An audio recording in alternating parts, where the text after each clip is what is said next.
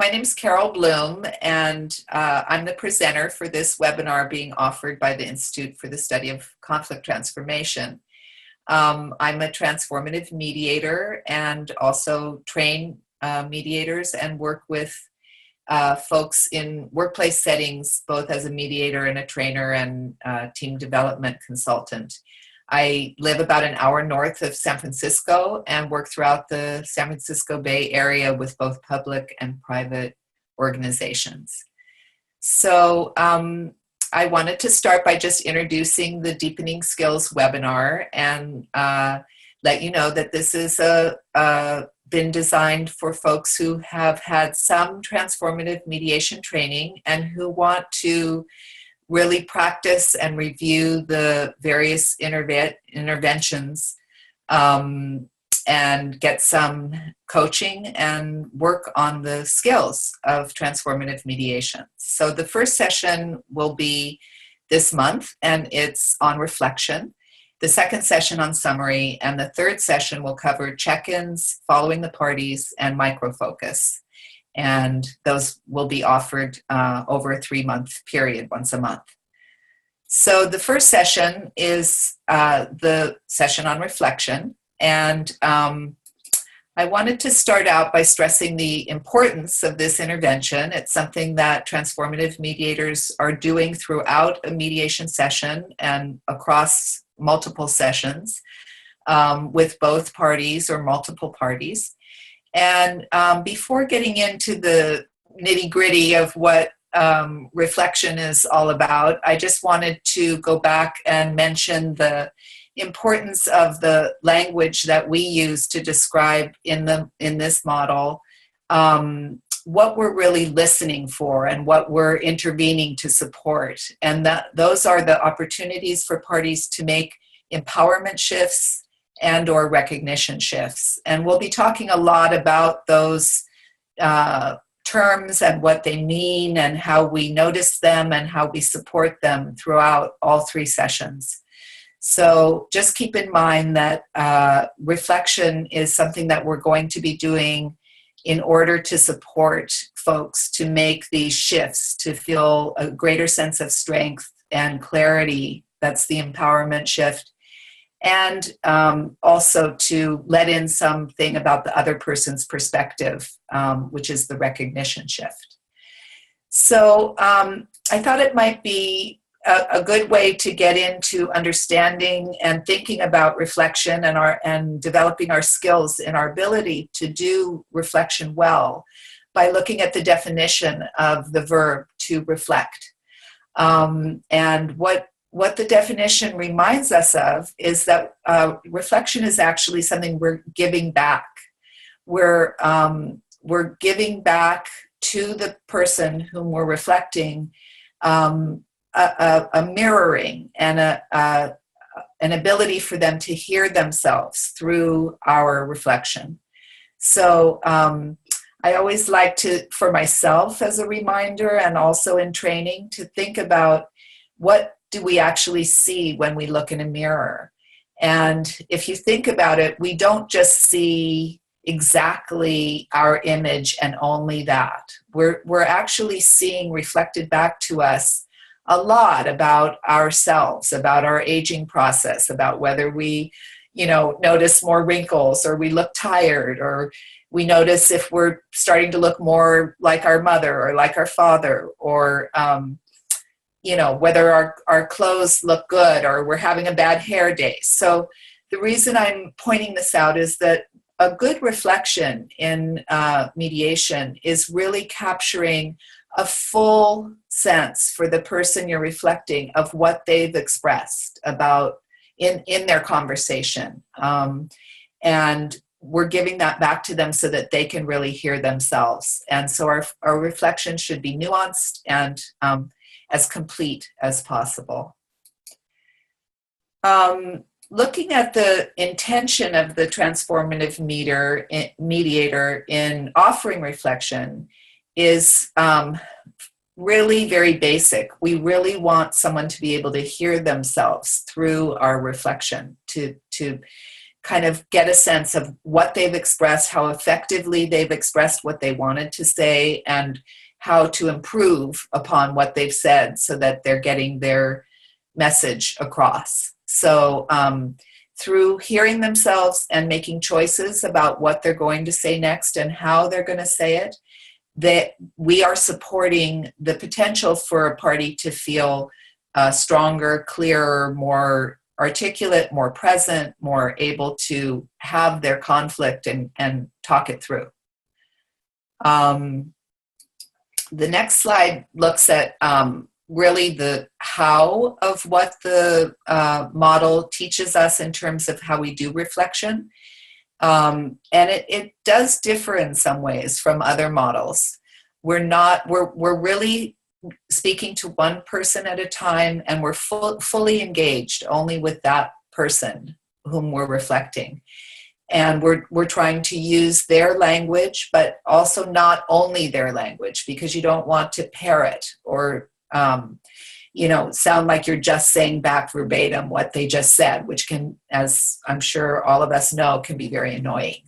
So we're also not really taking turns and worrying about the other person when we're doing reflection and feeling like we have to have eye contact and look back and forth between both people. We're really focused on the person that we're reflecting.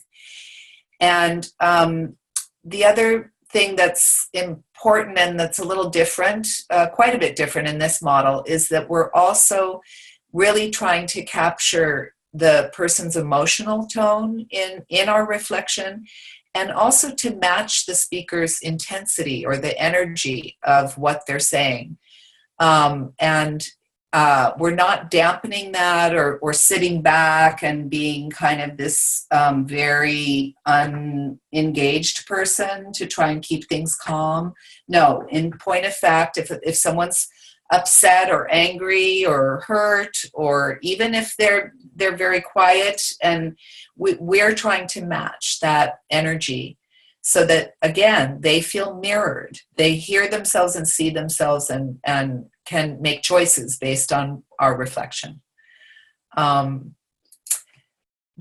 transformative mediator reflects a full range of what this speaker has been talking about. We're not editing, and here's another place where we're really doing things quite differently than in a lot of mediation models, and that is that we do not try and put a positive spin on what a person is saying or reframe it to look for common ground or to go directly to the needs that are underlying what they're saying. None of that is going on in our head or in our intention as a transformative mediator. We're really expressly not editing or trying to leave things out or in any way change the tenor or the content of what a person has been expressing. We want to try and reflect it as fully as we possibly can. I want to talk a little bit about how the speaker is drawing strength from a reflection. And by strength, again, I'm using the language of the transformative mediation model, talking about relative weakness that parties feel when they're in a conflict, and the possibility for parties to gain strength and to operate more effectively in their conflict conversation with the other party. So that's what I mean by drawing strength. And the first thing, really, if you think about it, is how often, and my answer is basically never, do we get a chance to hear ourselves back in real time when we're struggling to talk through something that's difficult to talk about. So this is a real gift that parties respond to very well, and from that hearing back of what they've just expressed in their conversation just a moment ago, or maybe 5 minutes ago at the most, when the mediator reflects them, a party gains clarity about what they've said and how they've said it and how effectively they've said what they wanted to say. And Baruch Bush has talked about being in the conflict conversation as kind of an experience of being in quicksand, and the reflection offering a platform to the person so that they can sort of grab a hold and pull themselves out of that quicksand.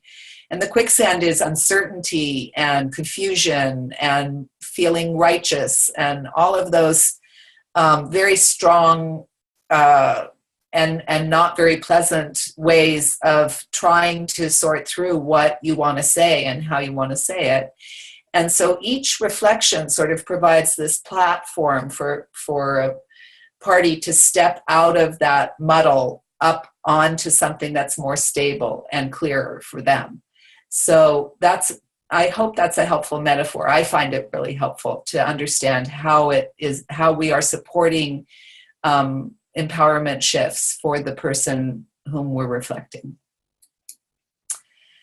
The speaker makes choices in response to a reflection, and all these choices that a party makes are also contributing to empowerment shifts, to a sense of greater clarity about what they want to say, and a firmer kind of sense of, I'm here in this conversation and I'm operating with agency. I'm really saying what I need to say, and I'm saying it how I want to say it. And so they whether they affirm or correct our reflection or add something on, each choice they make is a shift toward greater clarity for that person.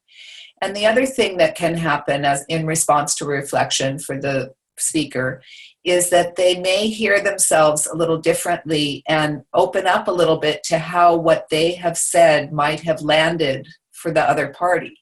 And so they may realize that the impact of certain words that they've used is really that they feel that it's too harsh or too blameful.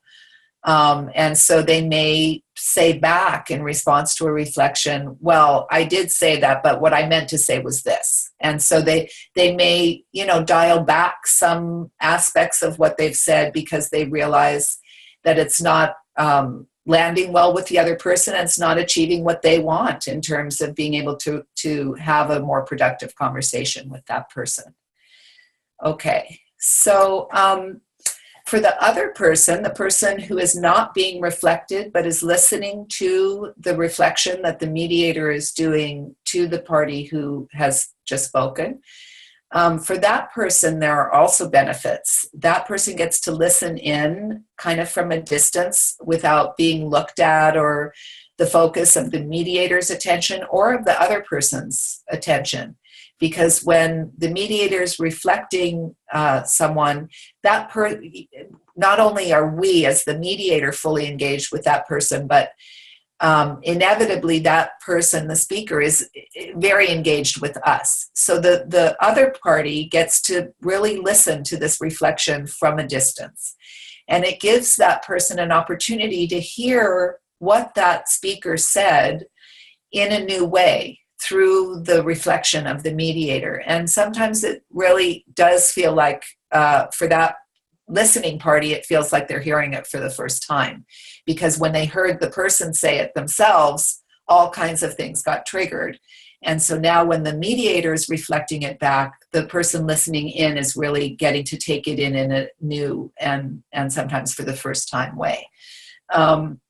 And it offers them some time to consider how they want to respond to what that person says. So the mediator's reflection also builds in some time for consideration for the person listening to that reflection.